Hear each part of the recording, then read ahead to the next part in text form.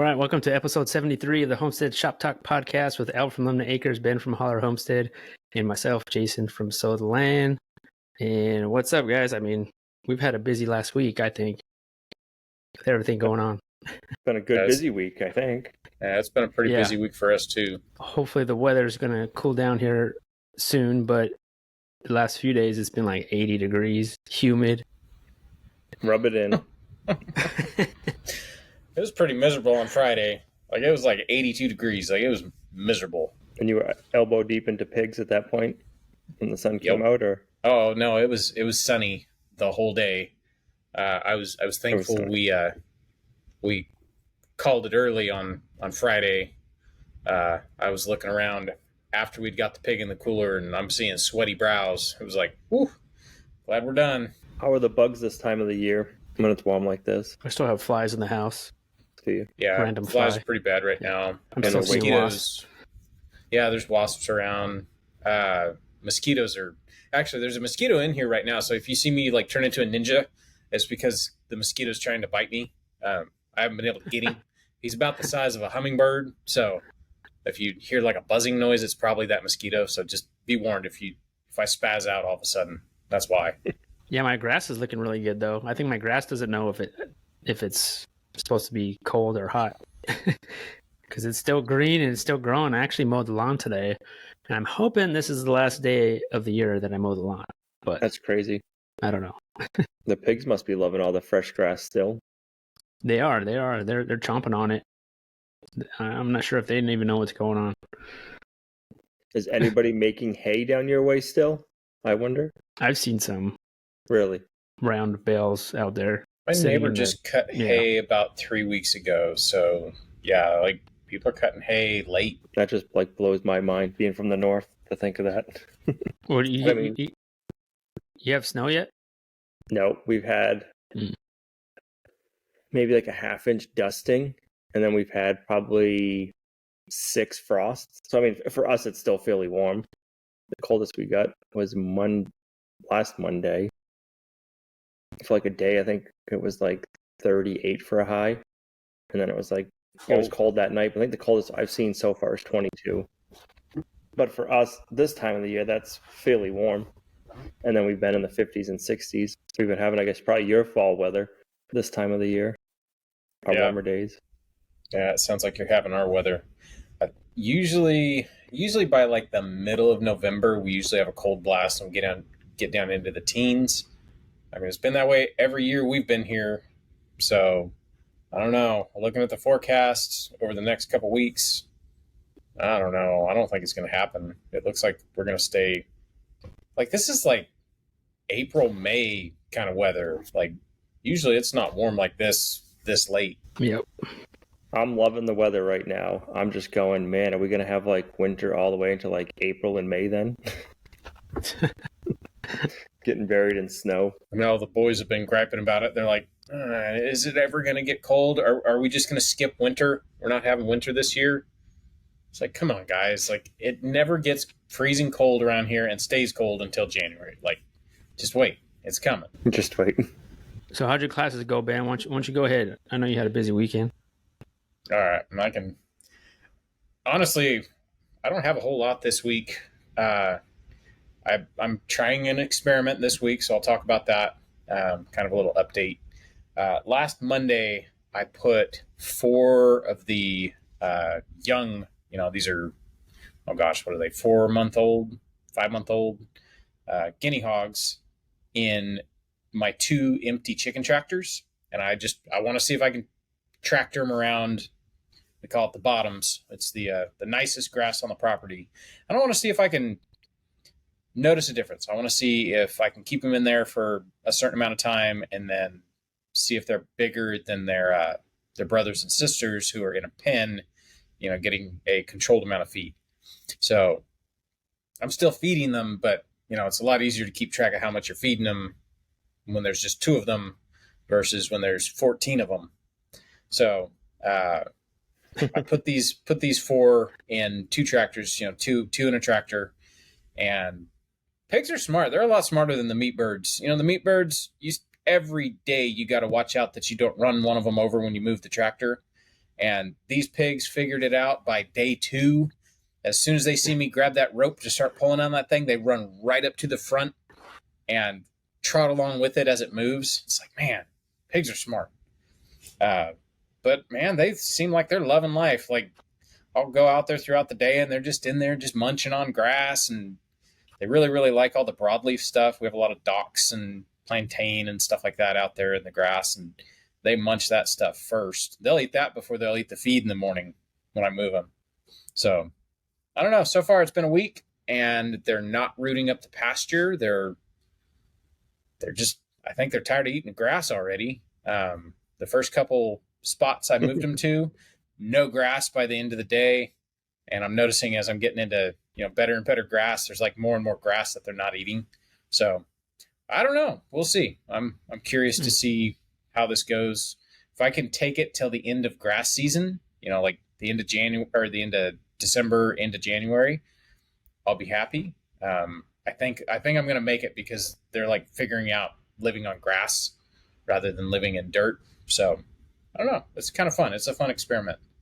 And they don't hardly drink any water, which has been nice. I was thinking they were going to go through the water a lot faster, but in a week I've only had to fill up their 5-gallon water twice. So it's kind of easy, actually. Easier than I was expecting. Like, just like the meat birds, top them off on water, keep them in feed, and yeah, it's real. It's kind of cool. It's the experiment is running better than I expected. So I'll keep updating on that if I have to put them back in the pen or whatever. Then we get to Tuesday. Tuesday, it rained all day, so it was kind of a down day. Not a whole lot of outside stuff on Tuesday, but it was also voting day. So we went out and did our civic duty, and I didn't stay up and watch anything. By the end of the day, I was exhausted, and I just forgot about it. I forgot. I used to be the guy, I would stay up and watch the results on TV.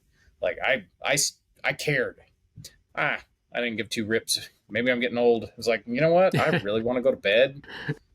I think it was funny when I was getting, there was a lady I was talking to, and she told me she stayed up till 4 a.m. watching the results on TV. And I was like, man, you're the same age as me and you stayed up till 4?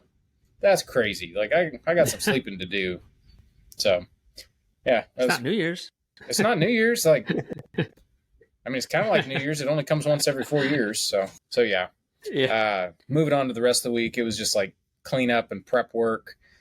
The nice thing is we have kept everything pretty much set up since our last class. So all it was like, run a broom around and make sure the paper towel rolls are all refilled and make sure everything's ready to go. Fill up the scald tank, that kind of stuff. And then Friday morning, we had our second pig class of the season. And we had people from all over. I think what was weird, we actually had someone who was from Bakersfield, where we're from. They had moved to Michigan, and they came down to this class. So that was kind of cool having someone from our neck of the woods.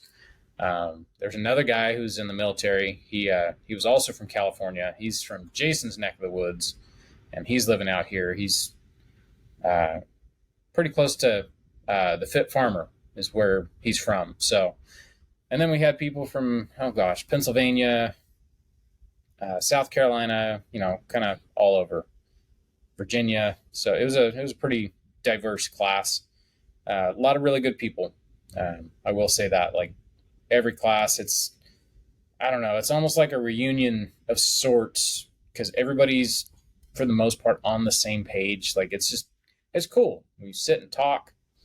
The first day is always kind of, I'd say, tense. It's breaking the ice. You're meeting new people and all that stuff. And then, the underlying bit that you have to end an animal.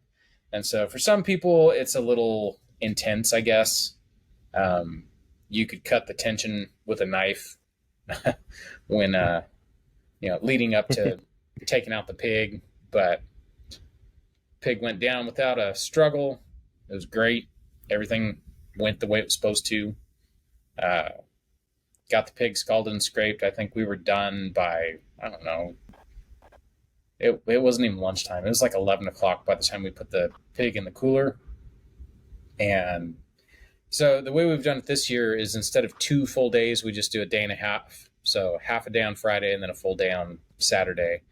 And it seems to be working better, but I was very, very glad that we had a half day on Friday because it was 82 degrees on Friday. So we start at 9, and by 9, like the sun is already beaten down. Like it was still comfortable. It was like, high 60s, low 70s, but it's just this slow climb. And so we finished up, we had lunch, and like right before we got the pig into the cooler, like flies are starting to show up. And so we're like shooing flies, and it's just like, we got to wrap this up. We gotta get done and get this pig in the cold. And so we went up into the top of the barn, and we're sitting around. We had lunch, and I'm looking around, and people are starting to sweat. And I noticed people didn't really want to hang around too late on Friday because it was so blasted hot. It's just a barn. It's not like it's a cooled space.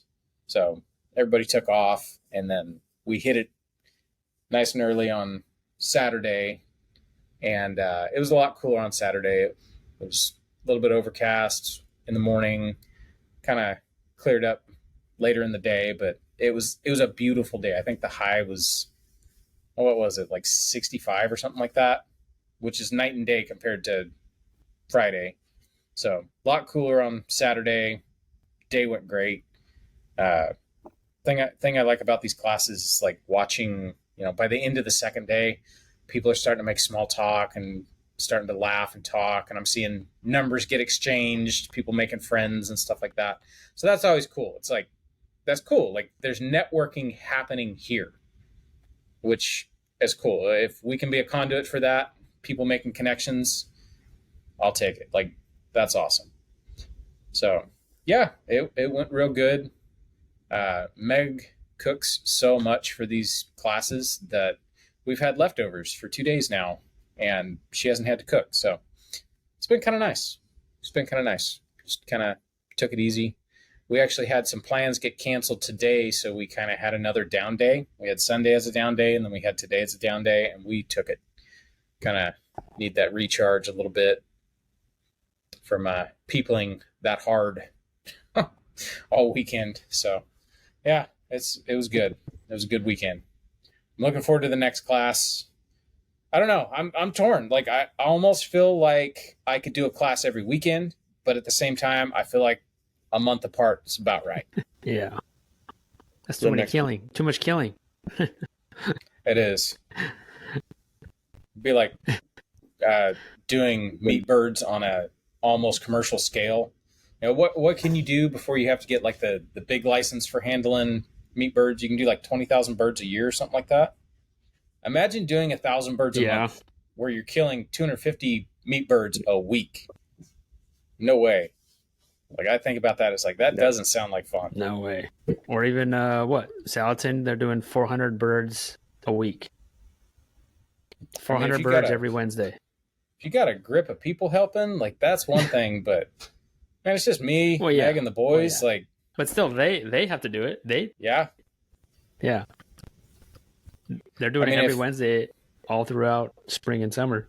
But yeah, man, I don't know.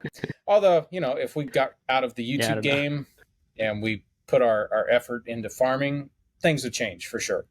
But just the idea of killing that much is like, whew, it's a lot of killing. Yeah, it's a lot of work overall. It's so much work. It would be. If you'd have the right setup, like I'm sure Joel has everything set up nice, I'm sure it goes a lot more. It's more efficient. But still, it's a lot of work. Yeah. When's your next class been? In December then? Yeah, I think it's the first weekend. I've written down in my other notepad. I think it's the first weekend in December. Yeah, it's Is it the hand hewn? No, hand hewn is towards the end of January. So it's about a month. You got 2 more classes then. Yeah. Well, the hand hewn class I'm not teaching. I'm like we were talking earlier. Right. But I'm just there kind of, making sure everything's going good. being the guy who's doing the work and explaining it, that's a job. Like there's quite a few times I have to like remember, like think of other people I've seen that there is never an awkward silence. Like watching Billy, there is never an awkward silence when Billy is doing a pig. Like he can fill that silence. He can start conversation. Like he's great at it. Even the hand hewn guys, like there will never be an awkward silence. If it starts getting quiet, they'll find someone in the room and be like, "Hey, so tell me about yourself." I need to remember that. So there's a couple awkward silences where I just ran out of words. I'm just like, I'm busy deboning something, and I just like, I can't think of anything to say until I'm done getting this femur out. So we'll just sit and, I put some music on in the background softly, and it's like, all right, there's some Def Leppard. All right, like at least there's music going on. Like so. Yeah, it's hard, man. It's a lot of work for sure. Yeah. Yep. A lot of mental gymnastics. You're hosting, you're entertaining, and you're teaching. Yep. Yeah. So, yeah, looking forward to the next class. Is the summer class sold out? Oh, yeah, everything's sold out. We have one spot left in our hand-hewn class in January. Okay. I actually talked about it in today's video. Just one more plug. But I have a sneaky suspicion it's probably already sold. I came in and told Meg, I was like, hey, I plugged the class in today's video. And she's like, actually, it might already be sold. So I don't know. We'll see. I'll keep everybody posted. We still got, almost 2 months. So we'll see. I'm excited. I'm excited to see the hand-hewn guys again. I know I keep saying that. I feel like a broken record, but it's a cool class. Like, it's just cool. Like, they're hipsters, they're just cool. They're awesome dudes. Yep. Fun to hang out with. So that about does it for my week. How about you, Al? How'd your week go? Didn't go too bad at all. So it been last weekend, we butchered our turkeys. We did 9 of them. So we got those all harvested and in the freezer. The biggest one was it 19 pounds? I think that's a good size. I think the biggest one was 19 pounds, and then and then the smallest one was 10, and then all the other ones were like 13 and 14 pounds. It's a good spread. So it's kind of the perfect size. How many weeks? How many weeks were they? They were just shot. They were a few weeks younger than what they recommend for the bigger weight to get them to full weight. But size-wise, it was perfect, I think, for us. But I forget now. I have to watch a video. But was it like 20 to 24 weeks? Is it 20 weeks? I think it was like 20 plus weeks. Yeah, I think I did. We did ours earlier too. I want to say it was 18 weeks. Yep. But our biggest one was like 24 pounds. We've had multiple 24 pounders. I was only feeding them once a day. I don't know if that makes a big difference. Okay. But I was just doing them once a day, feeding with them, and then moving them on grass all the time. They like mowed the grass. They were like very efficient in eating the grass, which was nice. How much did you feed them? Like, did you measure? Yeah, so like 3 gallons of feed a day. It's a lot of feed. Okay. They can put it away once they get bigger. Yep, they can. Yep. But that was like one of the colder mornings, the colder days that we had was doing that. So it was like, we were glad to get it done. We showed some in the video, and some people weren't very happy what we showed. But we didn't even show. I just thought it was funny because we didn't show much. Yeah. There was in the comments still, there was people that didn't like it. It's like, hey, people need to see what it is. There's people who want to learn how to do it, and you kind of, I guess it's kind of like you're juggling that. It's like how much you want to show something, because like when I was first doing it, I wanted to kind of see some stuff or see people's setups and the flow of it. But it's a touchy subject, I guess. I know. It shouldn't be touchy. Like, we didn't show like any. We showed the setup and kind of like fast forward what we did. I didn't show slitting the neck or nothing. They were in the cones for, you could see them in the cones, but you couldn't see like their head or nothing. And then it was funny. I had an IBC tote, just the cage. It was like a wire mesh cage, like small, like 2x4 metal opening. So I cut a doorway into one, and that's what I used to transport the turkeys. And that was like one of the comments. I did not like seeing the turkeys sitting in a crate waiting. Yeah. I think that's bad. You got to see the little plastic crates that people use. Poor birds can't even stand up. Right. We have those for the meat birds, and I'm like, yeah, no. I'm like, I don't want to put them in those. I'm like, that's cruel.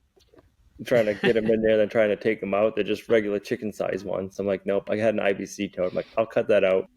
That's what 4 feet by 4 feet. I'm like, it's more than Yeah, enough that's a room. great idea, actually. Yeah. We got pallet forks on the tractor, so I just drove it down there with the tractor, loaded them in, and then drove right up and dropped it off, and it worked out perfect. I mean, just the fact they're in like a cage, I think, even like a chicken tractor, I get people telling me like, you got all that land, you're keeping them chickens in a cage, it's a chicken tractor. But I think just the fact they're in something that They can find. people get mad at that. Yeah. How dare you not let the coyotes eat them? Yeah. So, yeah, there's no helping that. But yes, I think more people need to know where their food comes from. But I don't know. It's funny. It's like how much do you want to show, or how much? I don't know. You got to. I guess you don't want to offend people either. But. No, and I understand too. Yeah, but it's hard to find that balance. Yep. So then on Monday would have been last Monday, we poured concrete for the area we're going to be putting our cattle chute in. So we poured a 8 by 14 slab, and that was a chilly morning. It was like 30, I think, first thing in the morning. It was probably like 32, 40, 34 degrees while we were pouring concrete, which was nice because usually when we're pouring concrete, we do it in the summertime and it's sunny. So it was nice not having the heat of the sun on you. I had put accelerant in it. I don't know exactly what the accelerant is, but it speeds up the concrete on the colder days. It'll make it cure faster. I don't know what they put in it to do that. And last time we did that, I regretted doing it because it was supposed to be a cold day. And then like sun came out and it was wicked hot, and like concrete that me and Gina were pouring for the house set up in like half an hour, so we couldn't finish working it. But this time I was glad we did. It was still wet and workable when I came to do the podcast last Monday. So I'm trying to think. We do the podcast at 7, so I left down there at like 6, and it was still workable. And we poured at I think 11 o'clock in the morning. We didn't get below freezing. I think we got down to like 34 that night because I was like, well, I don't know. If you pour concrete and it's super cold, you got to cover it with blankets, and I don't know if because you don't want it to freeze first or not. So I kind of like had that on my mind. I'm like, oh, we're not getting a frost, so I don't got to worry about that. It was nice doing it in the cooler weather, but different at the same time. So you guys trucked some in, and is that how you did it? Yeah, we called the concrete company. We figured it out. It was the same money, maybe cheaper, to have the concrete company come versus just buying the bags at the hardware store. How big of an area? So it was 8 feet by 14 feet. And then we poured another little slab that was 3 feet by 6 feet.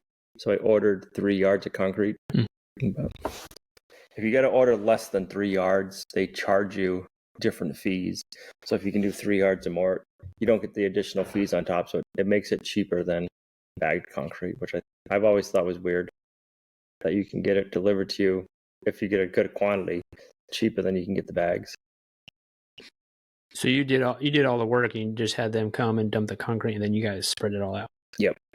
You did the forms and all that. We did the grading, the forming. Yep.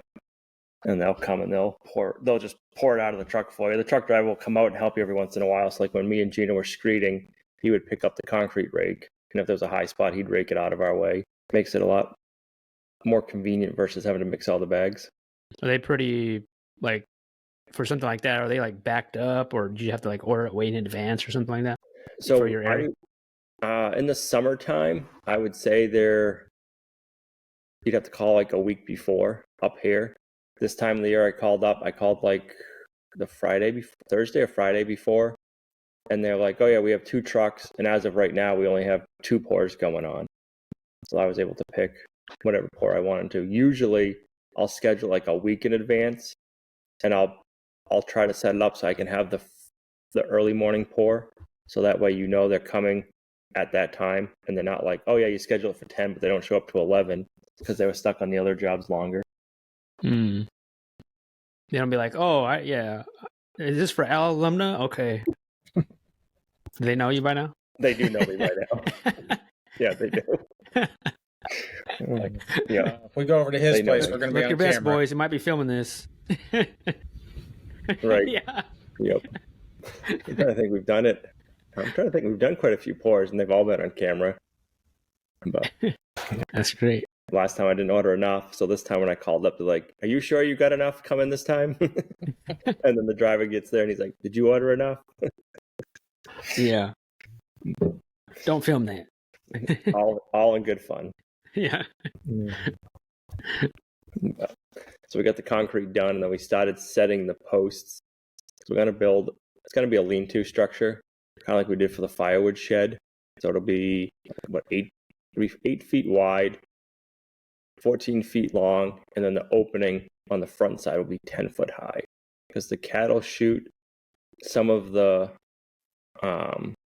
linkages, I guess you would call it, for operating the squeeze part of the chute. Like they go up to 8 feet tall. So if we got to set the cattle, when we go to set the cattle chute, I want to make sure we have enough headroom, so we're not too tight or hitting anything on a brand new building. So did you ever hear anything about that moose? No, I got it out in the woods. It's been in the woods for 2 weeks now, and I got a game camera on it. I've had the ravens have come in, ate the eyeballs out, plucked some fur, and then I've had two different times I've had a single coyote come in, look at it, but not eat it. So the thing has not, like, the only thing it's been eaten out of is the eyeballs.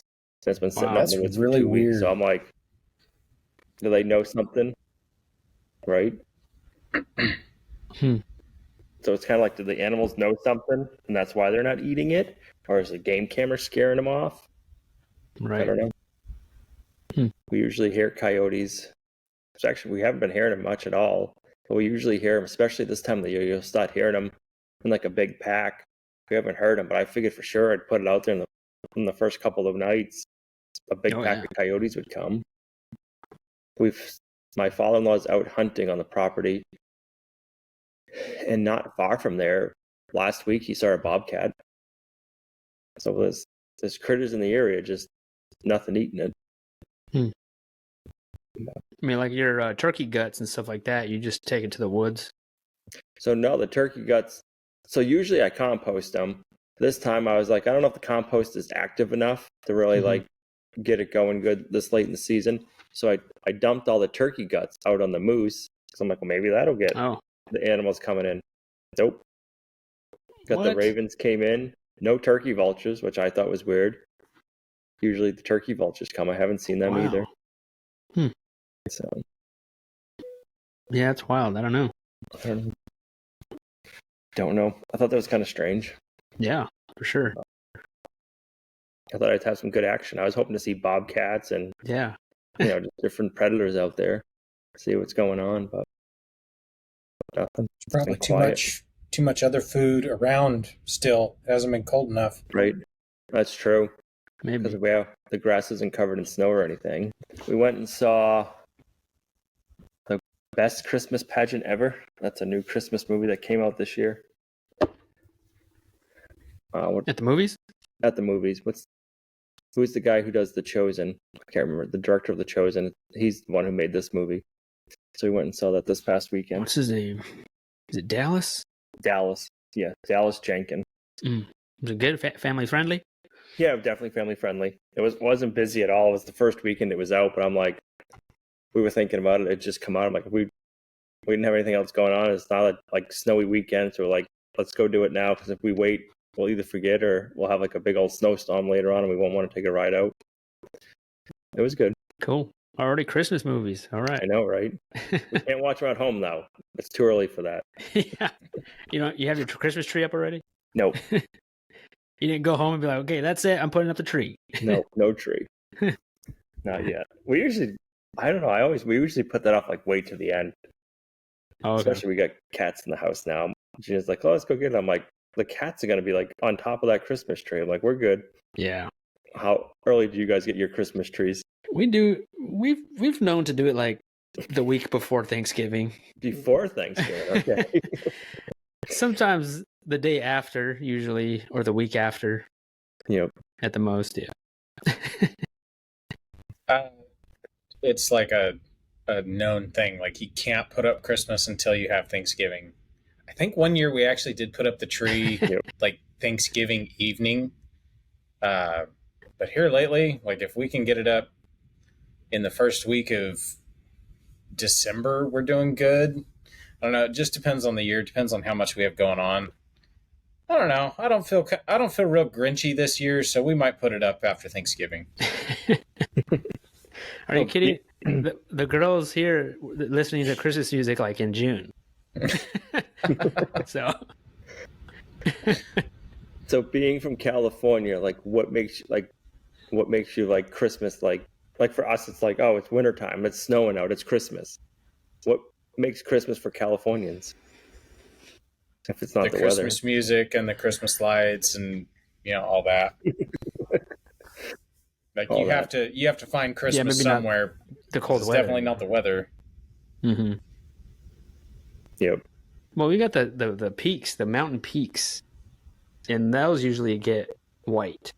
Okay. So when you see that, I mean, they're off in a distance, right. But you see that and it's like, okay, it's winter. I don't know. I guess it's just the time of year. You get on up towards Thanksgiving and it's like, oh, I'm feeling kind of festive. And then you start actually like, oh, hey, it's time to start getting, Christmas presents and stuff like that. Yeah, let's set up the tree. Yeah, let's put up the lights. I remember it kind of changed things. I know. Yeah. Go ahead. No, I was just going to say, like, when you walk into Lowe's and the Christmas lights are up, that's when it feels like Christmas. They do that right after Halloween now. Yeah, I know. Now it's like that transition of like, it's scary, it's Christmas, it's Thanksgiving, all in one day. Yep. All I know is when I put hooks, like permanent hooks up in the eaves to where it took me like 2 days to put all these little stupid little hooks that tore up my fingers up in the eaves. But it made it so putting up and taking down Christmas lights was a 20-minute job. And so like it was cool for like 3 or 4 years. And then after that, it was just like, I don't feel anything. Like I just put Christmas up and took it down like nothing. So I don't know. Having a little effort to put forth into like decorating for Christmas is kind of nice when it only takes you like 10, 20 minutes to put up. It's kind of the magic's gone.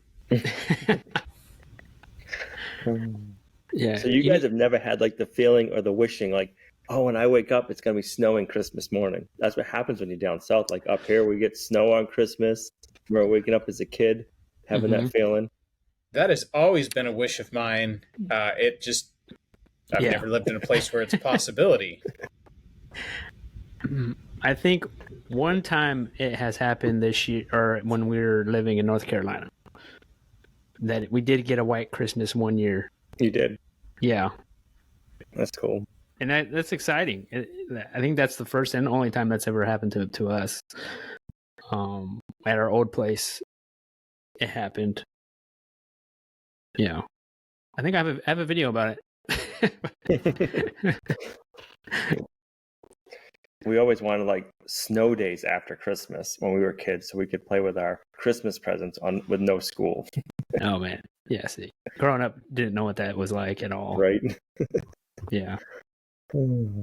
About the most we ever got where we're at in California was we'd get really, really bad. They called it Thule fog. Maybe because of the Thule elk. I don't know. But it was like the thickest fog you've ever seen in your life. Like, I remember having to drive in this fog. It's so foggy. Like, you'll hit these patches where it's so foggy you can look out the window of your car and barely see the lines on the road. Like, that's how foggy it is. It's terrifying. Sometimes we would get that around Christmas, and I would pretend that was the white Christmas. But it's not the same as snow. You guys are going to have to come up here one year when we got a lot of snow. Yeah. Yeah, that would be awesome. I'd have to bring the whole horde. We'd have to bring our own sleds.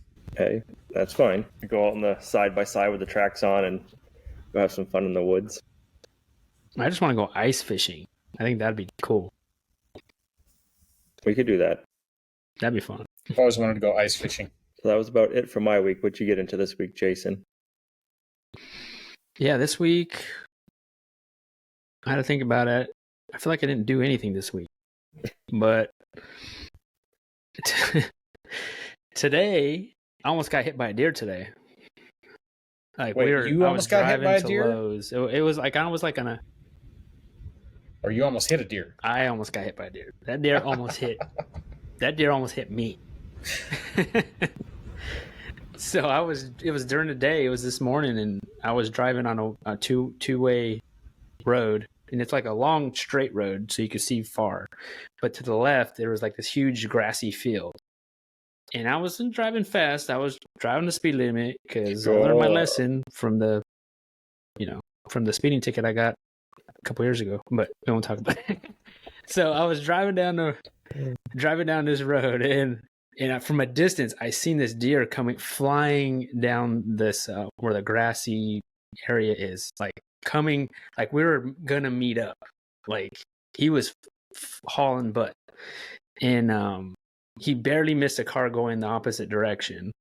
And then I seen him from a distance, so I slowed down. I didn't have to slam on the brakes or nothing. I just slowed down and wait. And if I was not paying attention, we would have met exactly. And he would have ran into me on the side or something, but for sure he would have hit me because he just kept going. Like he kept he was hauling butt. So luckily I wasn't messing with my phone or something and not paying attention or whatever. But because if I wasn't, man, that for sure it was almost perfect. Like it lined up perfect, both that deer and I. But was it a buck or a doe? Knock on wood. Yeah, I think it had horns. I think it had some horns. It seemed kind of big to me, fairly big, I thought, from what I saw. And he was running fast. Were you in the mini truck or the Toyota? No, I was in the Toyota, yeah. Mini truck, oh, geez. He would have took me out. Right. He would have rolled me over. So yeah, that's scary. But I did finish my island this week. I worked on our kitchen island finally, and I finished that, and I'm glad that is out of the way. Because I really hadn't been working on it for the past. I mean, geez, I think it's been like a month, over a month since last time I worked anything on the kitchen. A hurricane happened and all that stuff. And so the last week I was working on it. I think it took me about maybe 3 days of working on it to finish it. That's not bad. But I used all that wood that you gave me last year, Ben, all that cedar wood that you got from, I think you said you got it from an estate sale. Yeah. Cool. Yeah, it was a bunch of cedar. And so I didn't really want to use all cedar, but that's what I had, and I used it. So it came out good, though. I was happy to use that and not having to really buy anything, except for maybe the countertop. But yeah, it came out good, and the rain's happy, and that's all that matters. It's good. So then, yeah. So, you post that video. It took me, 3 or 4 days to build and then film and edit. And then the comments, the main comment I got was, you should switch your door on your fridge because it's not the right way. I'm like, I built this island. And this is your comment?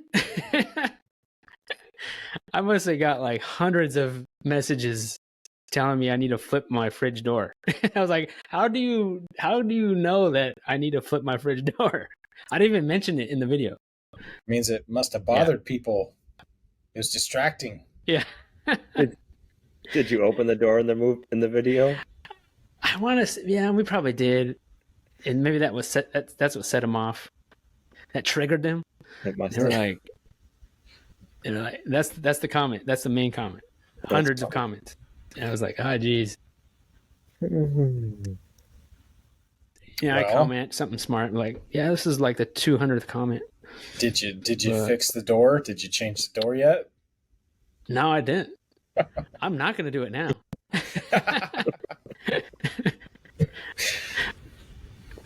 Every time they see our kitchen, I'm going to get those comments. I'm going to not do it on purpose so that way I can get those comments. You're going to have to get a glass of milk every video. See? Door's still on the wrong side. Oh, man. We painted the door for our workshop and we masked off the windows, and the windows are still masked up, and that's like the comment we get all the time. It's been over a year now. Now we still get the comment, when are you going to take the tape off?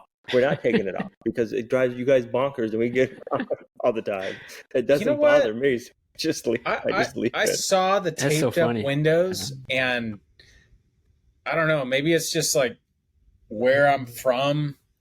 You could always spot the meth house because they would always have like aluminum foil up in the windows. And every time I watch one of your videos and I see the taped up window, that's in the back of my head. It's like, come on, Al.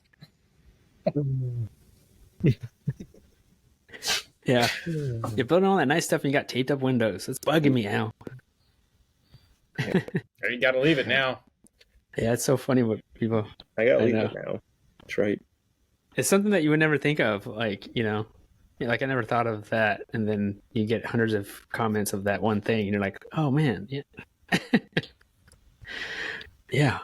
I guess one day I will, but until then, everyone's going to have to live with it. Just tell them, do you know how much stuff I got in the door? Do you know how long that would take to move all that stuff out of the door to take the door off? Like, I know, yeah, that's true. I know. I was like, man, it'll take like half a day to move this thing. Probably more, because I'm probably going to have to go to Lowe's or something. That's the truth. Yeah, it's not going to be easy. Yeah, it's not going to be that easy, watch. It never is. No. So yeah, so got that done finally. I'm stoked about that. I'm not completely done with the kitchen. I mean, it's pretty much done as far as counter space is done. But like, I gotta put doors on a couple of the cupboards, and then we want to add a little bit, like little shelves in there. But I don't know when I'll get to that. But at least the countertops are there, and she has more counter space, so which is cool. So, but yeah, I'm just getting ready for our workshop here this week, and when this podcast goes out, we'll be doing our workshop, and I think it's going to be a little bit cooler maybe than this last week, but not that cooler. So it's going to be good though. Our last one of the year, which I'm excited about. This is your last class period, right? No more chicken classes, no more nothing. Yeah. Awesome. Yep. No more nothing. Not unless I get the last minute itch and be like, oh, we should do this. And then the rain's like, no, Still how it goes. One more pig left. Yeah, that's true. We still have one more pig left. I'm still not sure what we're going to do, if we're going to just do them ourselves or take them in. So I'm just kind of like, I mean, it might be already too late to take them in, actually. It's not like you could just take them in. You know what I mean? Like, you got to plan it. Yep. You're not going to usually not be able to get them in like that week because they're always backed up. But so I don't know what we're going to do yet. But I've been selling our ground pork that we've been selling. We've been selling it here and there, which I'm stoked about. And we've had a few people right away. They're in like Texas, Michigan, California. They bought it already, right? Like they went online, they bought it. I'm like, I'm not shipping right now. And I guess they didn't see the fine print that I don't ship the meat. And so I saw their address and I'm like, okay, I got to email them to make sure they're not going to pick it. Are you going to pick it up? Because I'm not going to ship it. So, yeah, sure enough, they were like, yeah, we were not. I thought you were shipping. I was like, no. So then I had to give them a refund. So that's kind of a pain in the butt, but it's not too bad. I mean, I'm happy that they're excited to buy it. So, but yeah. Have you gotten any feedback on the pork from people eating it yet? No, I haven't had anybody say anything about it. I'm not sure if anyone's had it actually, but I know a couple people already picked theirs up. I got somebody picking up one tomorrow. So I don't know. It's just a chorizo one that we're selling, which maybe I should have got other cuts of meat. I just turned everything into ground, which I kind of wish I would have got different cuts.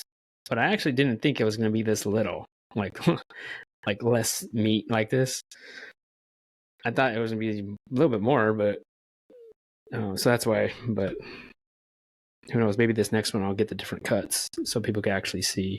But little pork chops that are like that big, like a silver dollar. Yeah. I was just going to ask you how small they are. Are they kind of like lamb chops? Yeah, they're pretty small. We have some of ours. Yeah, I should show it in a video when we cook one. But yeah, they're pretty small. They're good, but man, I'm probably gonna get me some feeder pigs here soon. Oh, I know what I did this week. I almost forgot. I moved in our Zeke in with Elvira again. So I haven't put out. I think I'll put out this video before this podcast is up. But I posted This is the same. When I put them together, our boar. I did a video of it last November, and that video got demonetized. What? And so this time, yeah, it's still demonetized. I even fought it and had supposedly an actual person look at it, and they're like, "Yeah, we can't do this." I'm like, "What?" I'm like, Z gets on top of her, but they're not like, I'm not showing anything, And so I did it again, and this time I was like, okay, I'm gonna have to blur out stuff. I don't know if that makes it any better. We were talking about this. Is it scripted? I know. I was like, I'm gonna have to. Right. No, not really scripted, but My pig scripted this. We already talked about this before the video went live. This is all scripted. These pigs are actors. They're getting paid in grain, yes, in grass. This is not real. Yes, this is not real. This is pretend. So I put like. I'm currently editing it right now, so like I'm putting like little blurry or like emojis or something, like when Zeke tries to get on top of her. That's gonna be funny. And I'm like, this is so ridiculous, but I mean, I don't know. I'm just kind of having fun with it. It's all putting my hand like right where they're at, like this with the camera. I was like, sorry, I can't show you that. This is the world we live in. We gotta make videos to fit clown world. Yep. Yeah, they gotta be like cartoon animated videos or something. I don't know. Yeah. I know. Then those are the videos that attract all the vegans. Right. Oh, well. But then that's just gonna grow our channel. How's the Instagram one doing? Are you still getting the vegans from that one? Yeah, I'm getting more vegans now. Like I'm up at 3 million views on that video. Wow. And more and more every day. Vegan. I'm not talking about like vegans with like sanctuaries. Oh no. Maybe they're thinking I'm a sanctuary, and then they see like my other videos of butchering chickens and then me selling meat, and then they're like, "Oh wait, how dare you?" But they're the ones that are growing the video. Yep. It's just kind of funny, man. That is funny. People forget you need a farmer 3 times a day.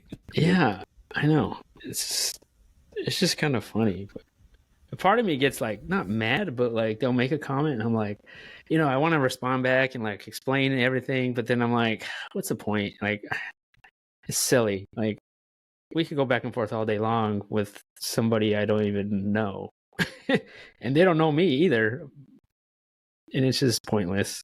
So I don't even bother. I just let it happen. But I think it took a lot of years to get to that point. I'm sure. I mean, maybe with you guys too, but being on social media and stuff to like not let things bother you as they might have earlier on, because it's like, what's the point? That is the struggle. But I will say, it's been since 2017 that we've been doing this, and it has, like, people can still hurt your feelings. Like, absolutely. People can still get under your skin. Oh yeah. You read less comments, you try to grow a thicker skin, and then there's just going to be that one comment that gets under your skin, and you're like, now I'm upset. Thanks a lot. So, I don't know. Yeah. It's just, it never gets easier, does it? Mm-mm. Nope. It's part of the deal. It is. It's still better than going to the office, though. I tell you that. Yeah. Still better. Still better than living in California. I tell you that. Yep. But yeah, I think that's about my week. Yeah. So with all the political stuff going on, do you guys think they'll be able to change all their farming ruling? And if they can and do you think that'll change the way small farmers and medium farmers and people wanting to get into farming? Do you think that'll help change that at all, or change the obstacles for that? And be interesting, I guess, to see what extent they take it to. It seems lately there's been a lot of small farm talk like that ever since the election. Is Smithfield's big in, is that North Carolina where Smithfield's big in pork production? Yep. So have you guys heard the story of how that kind of grew? I don't think so. I'm gonna butcher some of it, but I heard RFK the other day. I don't know if it was he must have been on a podcast or something, but he was saying there was a government official that he must have been like a state government official, or he was a congressman, and he was a pig farmer, and he did factory farming, and you've heard the story. I found that very interesting, and he made it so he passed laws so that factory farms, nothing could be done to them. And then he went to work for Smithfield's, and he designed a factory farm, and they started factory farming pigs, and they said like pigs were selling for 60 cents a pound, pork was. When they started doing the factory farm, Smithfield brought it down to 2 cents a pound. Damn. There was 28,000 local pig farmers in North Carolina that raised their hogs like outside, is what it sounded like, in a regular farm.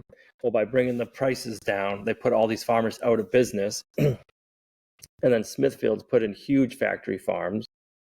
And then if you wanted to grow for Smithfield's, you had to put in a factory farm. They would sell you the pig. You would just raise the pig on a contract. And you'd have to put these big farms in. And I think they brought it up to 20 cents a pound. And they said then that trickle-down effect went over to Iowa. And that's what happened to all the pig farms out in Iowa. So RFK wants to bring it back to small and local farms. I just watched a documentary about that right there. I don't know, maybe 2 months ago, something like that. I'll have to dig around in my history on YouTube to see if I can find it. It's shocking what they did to the local economies, local farmers, big, these factory farming pig models, and how they figured out how to stack more and more and more animals in these buildings. Like, it's atrocious. And it's exactly that. Like, they got involved in government. There's corruption. There's, greasing of palms and stuff like that. And because of that, they made it harder and harder for the small operation pig guys to make any money until they controlled. It's something outrageous. It's like 88% of the market is what they ended up with control. And I think it's even higher now, but I'd have to go back and watch that documentary. But yeah, it's crazy. What surprised me was that they said they put 28,000 pig farmers in North Carolina out of business. I was just surprised that there's that many before. Oh, that's what we were really known for. Like a lot, yeah. Pig farming. Yeah. Especially further out east. That's east. one of the things that's one of RFK's things. He wants to bring that kind of farming back. So it'll be interesting to see if they can, how they go about it. And I know they're talking about Thomas Massey being involved. So will they be able to get through his Prime Act? And that would kind of change the landscape, I think, for animal sales and food sales. Yeah, absolutely. Now, do you know much of the details of the Prime Act, Ben? Not off the top of my head. We've watched a lot of the rogue food conferences and a lot of stuff by Thomas Massey. I I know that it's got a lot of stuff in there about getting rid of a lot of the ridiculous oversight that is on farming in this country. I should like print out a copy of it and keep it on hand. But yeah, vote for the Prime Isn't it Act. like, I mean, isn't that for like if the customer and wants to buy meat from the farmer and the farmer does it himself, that's like they can do that? That's Like what I it's was wondering. legal? I was wondering if you could butcher the meat yourself and then sell it off farm through that. I thought that's what that Prime Act was, but instead of taking it to a processor. Like if the customer says, "Yeah, I trust you. I trust I trust my farmer to do it himself, and I want to buy it," you should be able to sell it to him. Right. Yep. Like it's up to between them two. Because basically, the way I understand it, he wants to add a constitutional amendment so you have the right to food choice. Yeah. Like if I wanted to buy meat from you, Ben, I could just be like, "Hey, I want to buy meat from you. I don't care. You don't got to take it anywhere. I trust you. I trust the way you do it, and that's all that should matter." Yep. But That would change the landscape and the ease of access to get into farming quite a bit. Well, just all of a sudden overnight, people could provide for their families off their own land again. You know, you could raise meat, raise a few pigs, raise a cow, whatever, process it and sell the meat to your neighbors, and you could actually make enough money to, help out. Like if you think about it, like it would be amazing because then all of a sudden you can do small scale farming and be profitable at it. Right. I would think the prices, you could sell it for less if a lot more people are doing it. Yep. Well, you would be able to take the butchering fee, like the big processing fee out of it. Yeah. Maybe be more affordable to people, like good, grass-fed meats. But I don't know. It sounds like, them talking about bringing Salatin on and all that stuff. And it sounds like people are, I don't know. There's more talk about than usual about this kind of stuff. Yep. And so I think it's exciting to see what's going to happen. Hopefully it's not all talk and hearsay and, not for sure or, just people talking, but hopefully it's not just that. Right. Hopefully we actually see some progress and not just the same old, same old. Mm-hmm. But it does feel better than what it's ever been as far as people talking, at least. Right. It's nice to hear the names in our realm, like the Joel Salatins, or you got Thomas Massey, like that stuff kind of getting more out in the mainstream media and more people being aware of it. Yeah, to at least they're like aware that, how Salatin raises his animals, like Pasture-raised and all that, all that stuff. And at least they seem like they're aware that that's another way to farm. Right. I know. Before you're like, does even USDA even know about what pasture-raised is? Like, they probably don't. But I know like RFK Jr., that's one of his big things is regenerative farming. And even with the what's the right way to say it? Even with raising food or the carbon issue, he knows that it's not just about carbon. He knows it's more about farming and farming correctly and not. So it'd be interesting to see kind of how that conservative end of everything, conservation end, I guess I should say, of everything, and regenerative farming, how that brings about everything. Yeah, I don't know. I guess we'll find out soon enough. And how much more things we'll be able to talk about. Yeah. That's true. I'm looking forward to the new year for sure. Yep, me too. Yeah, it makes you excited about it. Yeah. Now I'm deciding if I should breed 1 pig or 2 pigs this year. Uh-oh. Do I butcher 2? Or do I keep one of the other ones? And do I have 2 sows now instead of 1? Need more cows. We'll need more, hopefully. But then on the same hand, you don't want to jump the gun. But what's the worst that could happen? You have to buy another freezer? Right? I need to get some.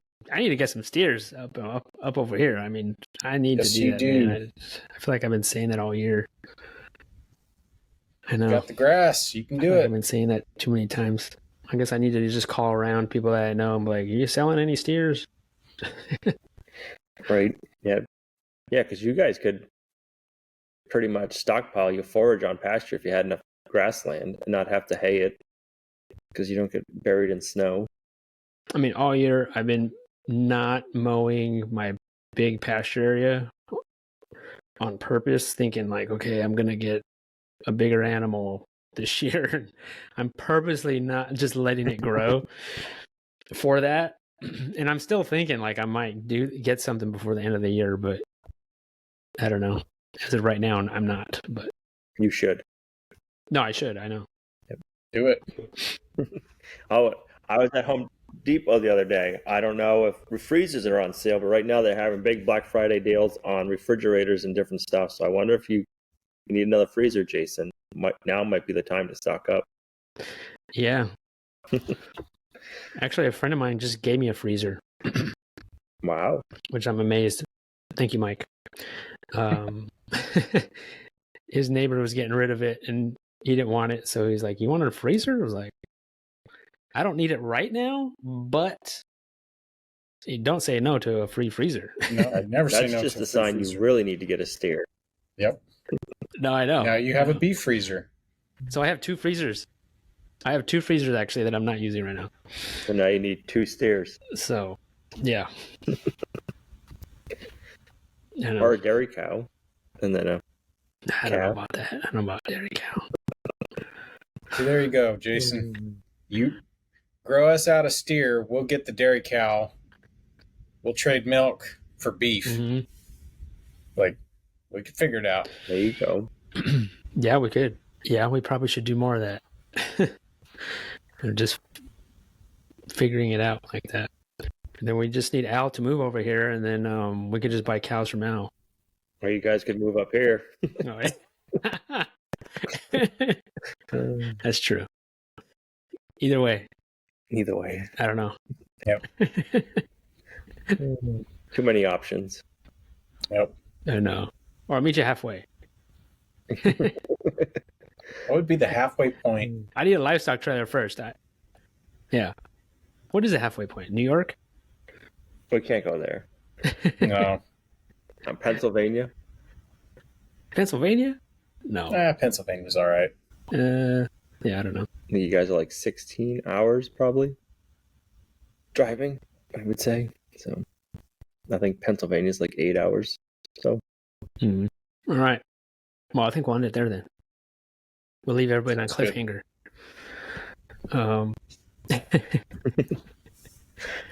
All right. Well, I appreciate everyone listening to the podcast. Thank you so much. And if you have not, hit the subscribe button on YouTube and follow us on your favorite podcast platform. And we really appreciate it, guys. Thank you so much. And hopefully everyone has an awesome week. Thank you. have a good week, everyone. Later, everybody.